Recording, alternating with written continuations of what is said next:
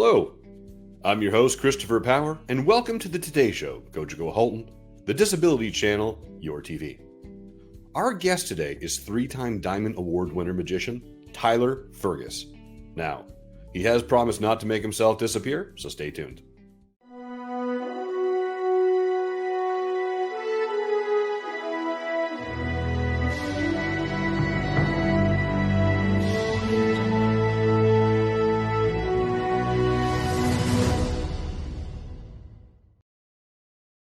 Welcome, Tyler, and thank you for coming on our show today. Oh, my pleasure. My pleasure. Are you wearing a purple shirt? Did we color coordinate on purpose? You know what? This is my jam. The only thing that's really changed is the tie. I went from yellow to white, so that was it. Yeah. Nice. Now, Tyler, you're a magician. Now, most people feel that cards have a lot of magic in them, and some of the best card tricks are with cards. So, what's your opinion on that? Do you have a favorite card trick? I do. I'm probably going to save it to the end. I will say that. But I do have one because I created it, and I'm biased to say that it's mine. But you know, it's the one thing that magicians are known for. So if magicians are out there doing something, you're eventually going to see a card trick, right? So for me, I try to stay away from the card tricks, but it's what people want to see. So I definitely bring it in when I can. Now, why do you feel that people want to see card tricks? Well, I guess in the essence of what they see on TV, or if they say, "Hey, my friend does card tricks," it's always being brought up. And Oh, I do a weekly restaurant gig, and I will sometimes not bring a deck of cards at all. But then when I do, the whole atmosphere changes because we all started with learning a simple coin trick, a card trick, or something, and so people want to see at least one card trick. And so the one I do most of the time is the one that I came up with. And so I think it's original, it's kind of good. And so I kind of just leave it out there and I'll do that one. But sometimes if they request it, then I'll definitely always have a deck of cards on me, even going to the grocery store. wow. So it's kind of just like you're always having a deck of cards or a fake coin on you at all times. Absolutely. Well, a real coin, but yeah, that's it. Yeah, yeah, yeah. So what's the weirdest thing you've ever had to pull out of a hat? I mean, most people see TV and movies, they're pulling rabbits and birds out of hats. Did you ever start out that way? You know, the big black top hat and hey, look at here and pull something out? Yeah, if you remember the old style pop hat, when they had the top hat, but you could pop out, Yeah. that was me. I would just pop out the hat, make it look kind of snazzy. And then I did a lot of card manipulation. So I would make cards appear out of nowhere. And then what I would do is I'd make them go into the hat. And then when I was done, I would show the hat was empty. Oh. So it was kind of a reverse. Instead of actually pulling something out, um, I would have the hat show it empty, and I would just start making cards appear out of thin air. And as the cards were going into the hat, people would say, "Okay, there it is, boom," and then the hat was empty, and then I could close it up because it was one of those pop-up hats. And then it was just so flabbergasted that wait a minute, where all the cards go? And then I would do an ending production of making the cards come out of my mouth. Oh, okay. Yeah. So what drew you to magic? Why did you want to be a professional magician? Oh man, I love this question so much. Is I was probably about 8 years old, and they had a lot of kid shows on TV. And as a kid, you're just home on a Saturday, and they had little clips of magicians coming in on kid shows, and I was like, that's fascinating. And they were doing card tricks, funny enough. And I was like, man, that's good. And then early 90s, they had a lot of the magic specials out there, Okay. grand illusions. So a lot of people thought you had to be the David Copperfield. You had to be the grand illusions. So you're always thinking, okay, I got to go buy this big stuff. But for me, I was dyslexic, so everything was visual. I went to my local library, picked up some stuff, and still to this day, my biggest thing is building magic. Okay. So I guess I call it craft magic. So things with straws, elastics, everyday objects that just seem more real than the deck of cards, the coins, and certain things like that. So something more common, like, here's a spoon and fork from the drawer and let's do a Exactly. trick. Okay, Yeah. so it kind of takes it away from, oh, you're a magician, you must have a card or you must have a coin trick. But when you pull out, hey, let me go into your kitchen and grab a fork and knife and do a trick with it, Yeah. it's people are like, oh, wow, that's really neat. That's really cool. So it was kind of those variety special shows back in the 80s and 90s there that were kind of the driving point for you. Absolutely. And you fast forward, and I remember doing my first show for a very, very low price. I'll leave that out, but it was a very, very low price. But it was like almost a per se $1 a minute back then. And for me, it was kind of just like, oh, okay, you got to start somewhere.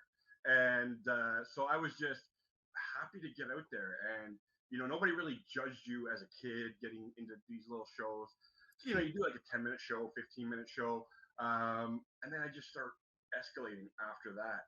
And, so I always go back to those little memories because I love this question so much that where did I start? And then being able to help people eventually tell them where I started and like, hey, that's where you got to go. That's really cool. So I wasn't aware that you could actually win awards for being a magician, but you are a three-time Diamond Award winner. What Yes, is that? yes. Walk me through that. What is that? So the Reader's Choice for Halton. So I'm from Milton, but there's Milton, there's Georgetown, there's all these branches out there, and the support from my clients and the reviews, I can't even say enough. But for 3 years in a row, again, I was just so shocked, and so basically, it was year after year that people you get these little logos that you can start now putting out there. And so then it led into the 3 years in a row. And then recently, fast forwarding, I got Best Children's Entertainment. And I'm actually on the fence right now with another one for Best Children's Entertainment for the Independent, so which I think is the Georgetown area. But it's again, I had no idea. Somebody, one person went and put my name in the thing, Put your name in a and then I hat. realized, yeah. And so you have the support for my followers and family, and you're able to just be able to have their support, and that's where the award came from. Basically, it's from them. And I always say, let my actions speak the volume of what I'm doing. So if you enjoy it, go ahead and please vote. And it's always been one of those things, and I'm so thankful to have that for sure. Well, that's awesome. So when we talk about performing and we talk about getting out there from when you first started to where you are now, what's the most memorable smallest crowd you've ever performed for outside of family and friends? Oh, boy. Yeah, like when you get hired for a gig and somebody has high expectations and saying, "Oh, we're gonna have thousands of people," and like four people show up, and you always have to go in that motto of the show goes on no matter what. And I think one of my smallest performance was maybe four people. Okay. So, having that really, really small, intimate is, and for people who know me, my show is super interactive. So, me trying to get people to come in, this time I'm using the same people 6 or 7 times in a period like a half an hour. So, but yeah, I think the small shows are great. I've done small, intimate family shows for people where it's just 4 or 5 people, and it's direct. And again, you have that sentimental value, and your persona changes a little bit. So you don't have to Mm. yell, you don't have to get too excited, but I still do. And then I, escalated up to doing some bigger and crazy things later on. Yeah. So what's the biggest crowd that you've performed for then? Oh man, probably I got lucky enough to go to this thing called Pitch and Praise, and it was just for a talent show, so it wasn't a hired gig, but Okay. there was about 2,500 people in the audience. Wow. And I went up there with a set of like magic linking rings, and it was kind of just like, hey, yeah, let's do this, and I love it. And so the other one thing that I had as a dream going there was, I said, you know what, I would love to sell at a theater, but even if I'm not selling it out, but I'm part of it. Mhm. So I was lucky enough to be part of the Holiday Nutcracker here in Milton at the Oh, Arts cool. Center, and I had about 2 minutes on stage, but you had a full sold out audience. And if anybody knows about the audience, um, you don't see them, but you still have fun. And I was only on there for 2 minutes, but it was a huge stage. So, have you ever thought about doing the Canada's Got Talent or anything like that? I did apply. I guess my video wasn't, as what they were looking for. I did come up with something creative, and but I think even for next year, I'm going to still try. I always believe that if I don't get something the first time, I don't want to be discouraged, and that's why I try to send to other people. If it doesn't work out the first time, keep doing it, because it's one of those things that if you give up right away, it's going to be, oh, yeah, just keep doing it, even if you have to do the same trick over and over again. So I think I'm already thinking of what I can perform for my audition tape. So I had to do it virtually because of Right. everything that was going on, but I'm hoping that this time around I'll actually be able to stand in line for a couple hours and be able to perform for the judges face to face. So, why do you believe magic plays such a huge role in our lives? I know a lot of people say, "Oh, it's a magic trick," but magic has such a lot of subcontext, and it really means a lot to people. What is your thought and opinion on this?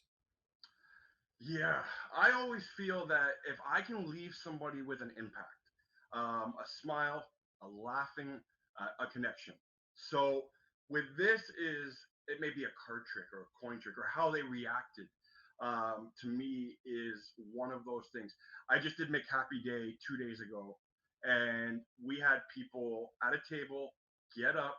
Mhm. Um, we'll put it in their vocabulary changed on Okay. words that we can't say, but they ran out of the restaurant over something that I showed somebody else who just sat there and appreciated it. So there's two different levels, but if they're reacting, I'm reacting. I believe that we should have fun, have smiles, and when they go home at the end of the night, I want them to think, hey, this guy just made my blew my mind. He basically made me think of things that I didn't even think were possible because we see things on TV and we're like, that's great. Yeah. But now I had a personal connection. I smiled, I laughed, and everything else. So I think that at the end of the day, and I just tell you one thing, even though it was McHappy Day, Yeah. I had one lady bring her 3-year-old granddaughter. She's like, I just came here for you. So at the end of the day, so things like that, it makes it all worth it. Awesome. Well, we're going to take a quick break, and we'll be right back.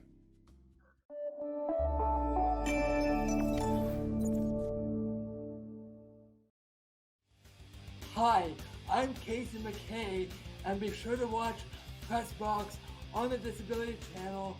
It's some great stuff we're covering, so be sure to tune in.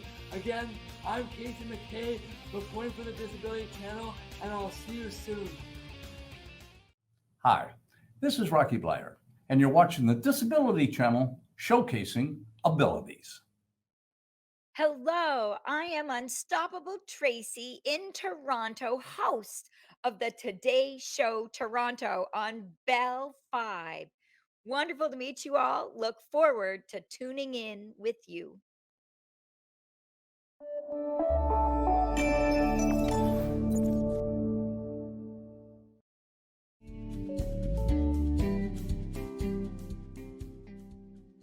Welcome back. We're joined today with magician Tyler Fergus, who just gave us an endless supply of chicken nuggets and made people run out of McDonald's.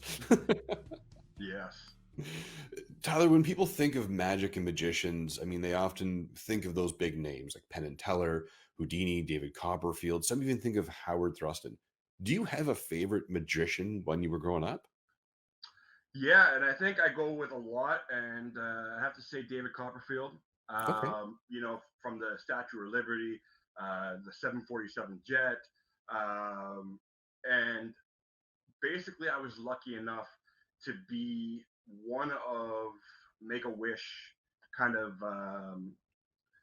thing. So I was lucky enough that they flew me down to not Niagara Falls, to Las Vegas, and I got to meet him after the show. Wow. And it was kind of one of those moments. It was probably about 10 minutes spending, a moment with your idol and asking as many questions as you can. And I think I was just in shock. I was 16. I couldn't gamble. I couldn't do anything. But it was just there. And then I got to see another magician named Lance Burton.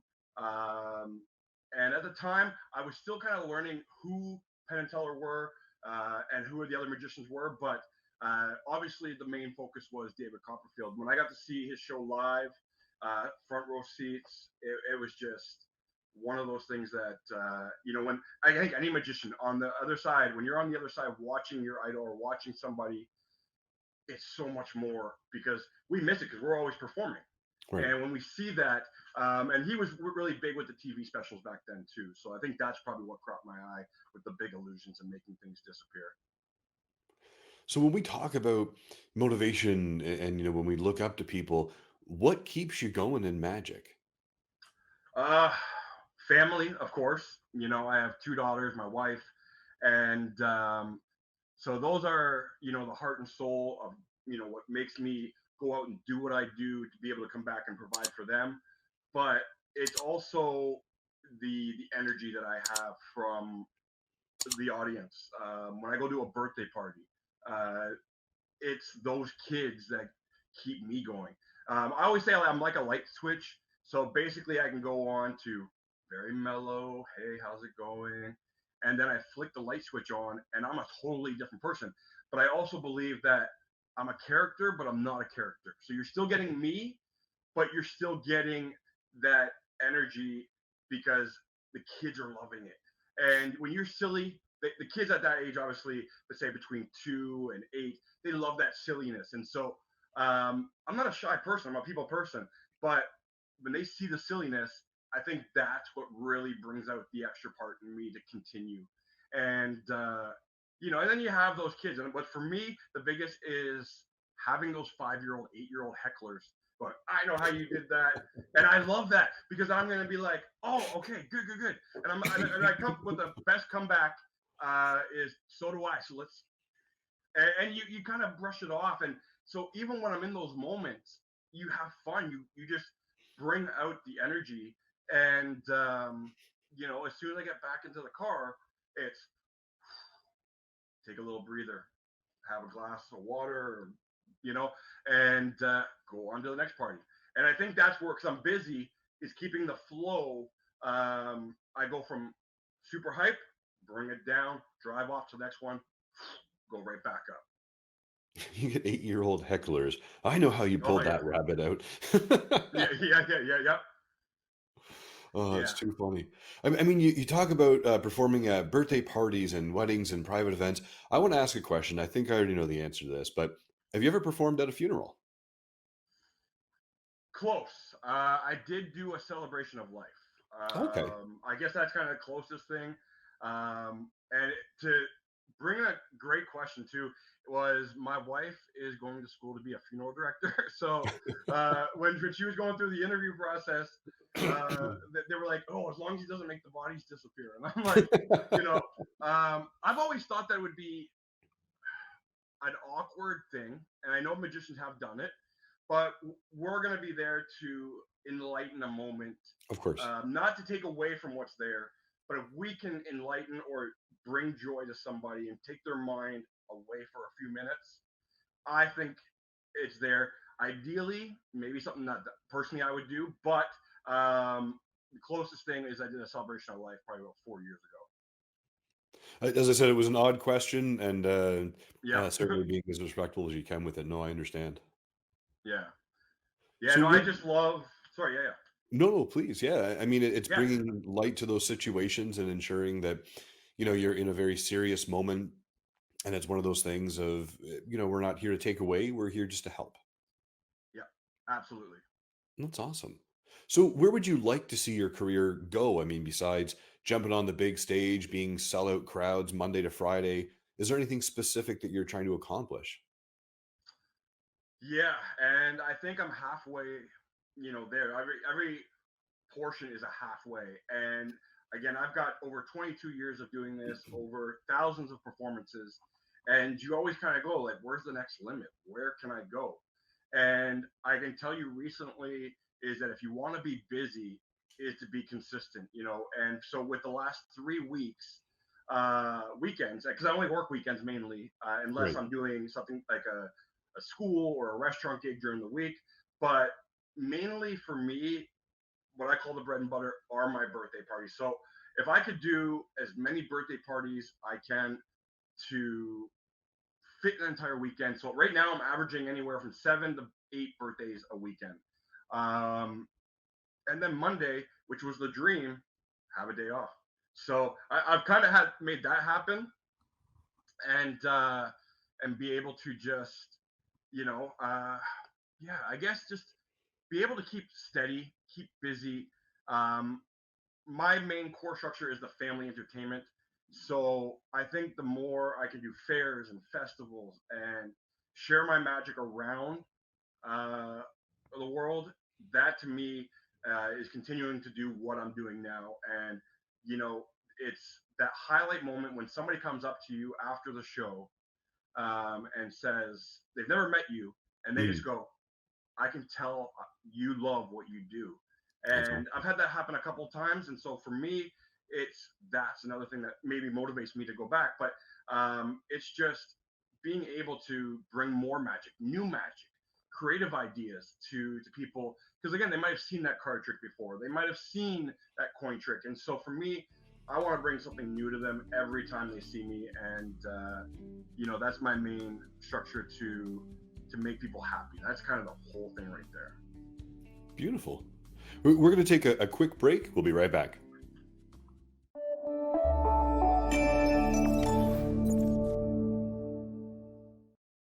All about inclusion and really giving everyone a fair say.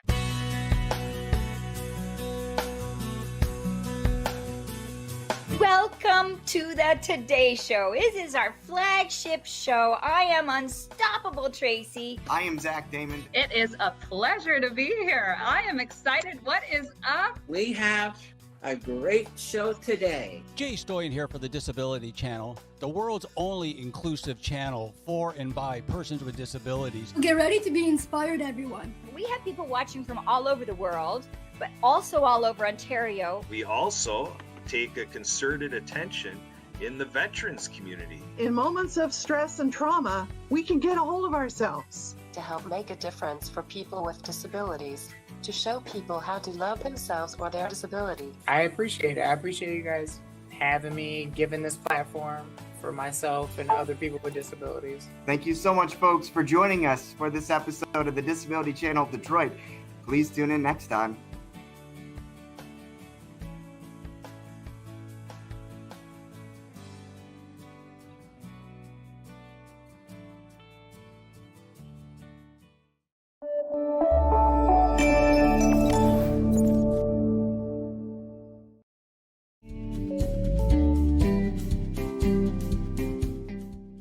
Welcome back. Our guest today is the fantastic and very inspiring magician, Tyler Fergus.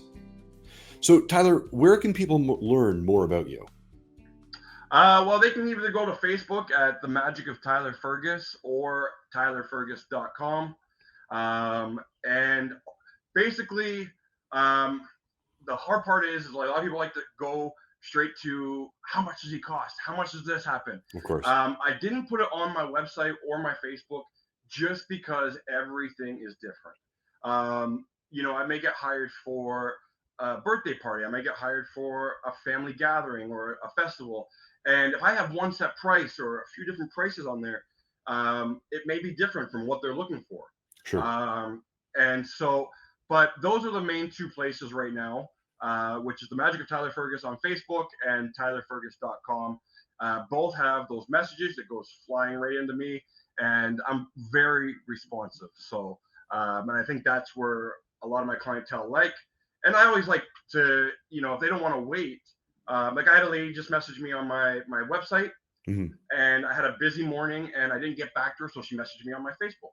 Right. And so I'm easier to respond on Facebook, but I'll still do the same on my website. But it's just sometimes I get busy and there. So yeah. Now, do you teach workshops, kids, teens, adults, maybe myself? Yeah, absolutely. So I did.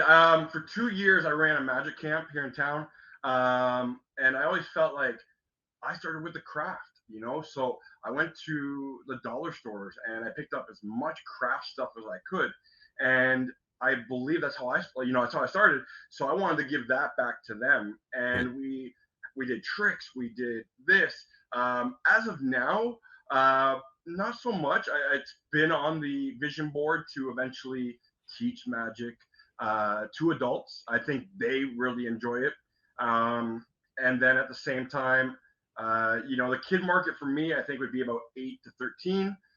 Adults, obviously 18 and up. And we go back to those card tricks. We go back to, I try to avoid coin tricks because there's a lot more you have to do with this.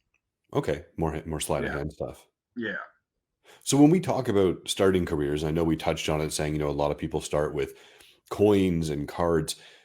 What's an unconventional way to say, hey, you want to get into magic, don't necessarily do cards or coins, you should do this instead? What would that be? I guess, and that's where the everyday objects come in. Go to the local library. You can go, there is a magic store in Toronto called Browser's Den of Magic. And so for me, I got to go there when I was about 13 years old, and you feel like a kid in a candy store and you know everything. And then you realize, okay, I don't know everything. And, but yeah, you want to start, if you're a visual learner like me, the videos are great. I know in today's world, social media, YouTube, it's very easy. But anybody as a magician, you want to support the creator. So there might be people knocking off a trick, but I always recommend go pick up a book at the library, go to a magic store and pick up the actual trick. It may not have to be a card trick or this. You can do something with flowers or cards, or even if you like math. There's lots of math tricks out there. And I think the more you just keep doing it. And my motto has always been, if you play sports, if you do any extra activities, magic is almost the same. You keep practicing.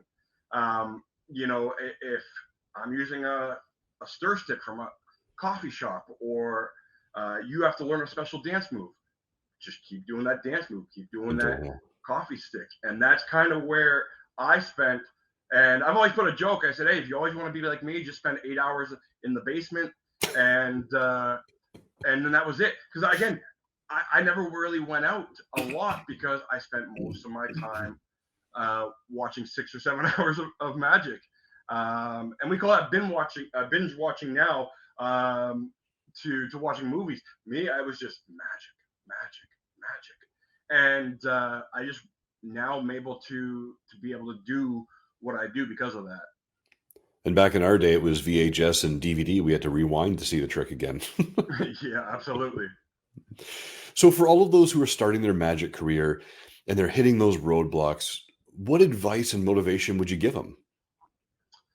Well, I guess the big thing is never give up on anything. And, if it's one of those things that you feel like there's that block, I just can't do it. I can't do a special thing with the cards. I've always been that way. There's certain things I still can't do. And I've always believed that if you modify something to your own ability, that's what makes it original. That's what makes it unique. And that's what makes you. Is that, hey, I can't do what that guy does, but you know what? I don't want to be like him. I look up to him and I want to be different. So for me, it took me, to give a prime example, it took me years to get out of a suit. Okay. So I went from dress pants, dress shoes, to now to kind of half casual. So I wear khakis, I wear running shoes. And so the up part here is kind of formal, khakis and running shoes. But I still bring that extra persona of presentation, professionalism, and everything else. So with that is, you're going to go through your fails and everything else like this to find out what works for you. And eventually it may take 10 years, 15 years. For me, it took probably about a good 20 years to find an equal medium. And, because I would go outside, I'd wear black. And I'm like, oh, man, I'm sweating. And I still sweat in my shows. And it's still, so I always would say is, don't give up. Keep doing it. And if it's not going to be for you, move on a little bit to see if there's something out there that, hey, cards don't work for me. I need to use something like sunglasses. I need to use something like the coffee stick. And, so there's always options out there to be able to take an item or take a thought or all these things and say, hey, you know what? I can do that because I learned this a couple of years ago, and now I can make this coffee stick disappear. And then you advance, and then you're like, you know what? Now I can make it reappear, disappear. And I can do many other things with it now. And then it's just because you adapt more into learning more. So obviously, if you like to read, definitely read. Visual learner, pick up some videos, DVDs that are still out there. Now in the world of Magic, we have downloads, so you can download Magic. Okay. And a lot are under 10, 15 bucks. And I know it's not for everybody, but it's sometimes stuff that's the DIY. Do it at home. You have that junk drawer, elastics. I love it. So Tyler, we're going to take a quick break here, but when we get back, I'm interested to see that card trick of yours. I can definitely do that. All right, thanks. Stay tuned, guys.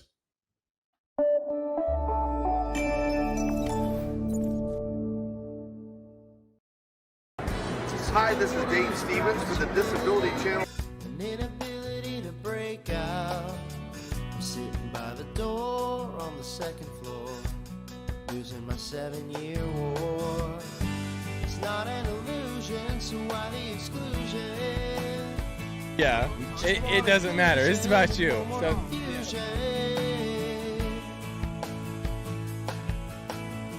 You say you're a disability dynamo. Joining me, and welcome to this beautiful Travelers Championship. I only want one accolade from you.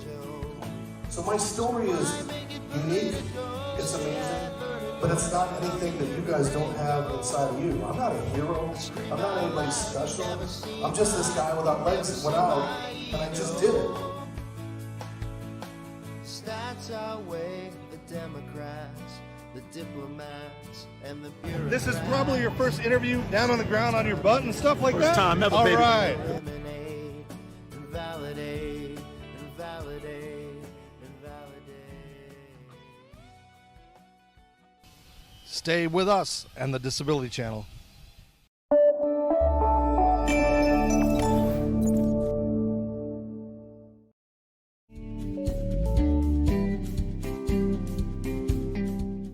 Welcome back. Our guest today is the fabulous magician, Tyler Fergus, and he's going to give us his amazing card trick that he made all on his own. Yes. All right. So they've been sitting right over there just like this. So we'll give it I guess, the fancy shuffle because it's always questionable. They're And not I always have to free-loaded. show too. If they're all the same, then my job just gets much easier. And you just have to pick one. But what I'm going to do is I'm just going to go down just like this. I'll get you to say stop whenever you like, and then I'll turn my head and I'll show you a card. Okay. Stop. Right there.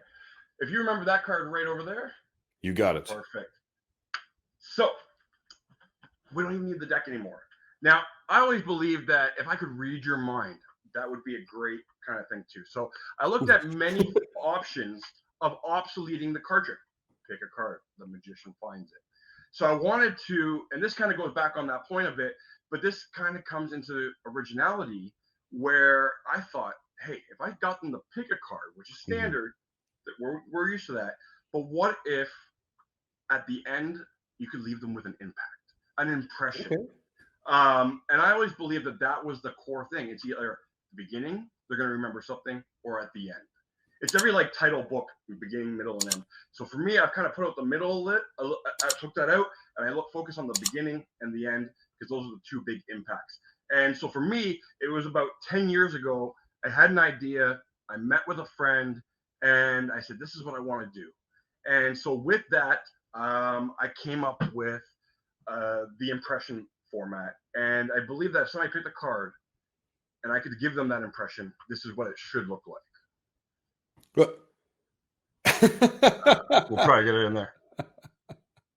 Yeah, that's the card, the 3 of diamonds. Excellent. That's really cool. So that's always been my go-to. And, it's an idea I have. Other magicians might have other tattoos to do with like Rubik's Cubes and things and even cards. But I think my originality for this is the impact. It's one of the most important things that you're going to leave somebody with to remember. And, if they're driving and go like that 3 of diamonds on his arm, it's kind of, but anytime you pull out a deck of cards, you're going to have, I know that trick. And so my plot twist is, let's go on the roller coaster, and they don't see that coming. And I just love it. So brilliant. Well, before we let you disappear today, what makes Tyler Fergus smile? Oh, beautiful question. Again, biased on my own things is obviously my daughters are my go-to. But I think buying lots more magic makes you smile too. But I think it's like anybody. But I would say it's that connection. If you can get a connection with somebody, regardless if it's 5 minutes of showing them a trick or anything else, I believe the biggest smile for me is helping other people. If I had to take everything away from magic, fast forwarding almost 7 years ago when I took a platform of my magic where I thought magic was just to entertain, do this. But the big core part, fast forwarding, is I've been able to help nonprofit groups, schools raise money. And at the end of the day, again, you want to get paid, but sometimes doing those fundraisers or helping somebody, that makes me smile because you've done something to impact not only being there at the event, but again, it's theirs. Again, I can't say it enough, but just helping people. And it may not be a magic thing, but if you can listen to somebody, you can help them. I can't say it enough. I just help others. That's amazing. Yeah. Well, make sure you head over to tylerfergus.com for more information and bookings. Tyler can bring magic to any occasion, yet to perform a funeral, but we'll see what happens. Don't forget to check out haltonhillsonline.com along with the disabilitychannel.ca and our YouTube channel for more great content. I'm your host, Christopher Power, with the Today Show. Our guest is the amazing, very impressionable, and motivational Tyler Fergus Magician. Have a fantastic day and smile to inspire.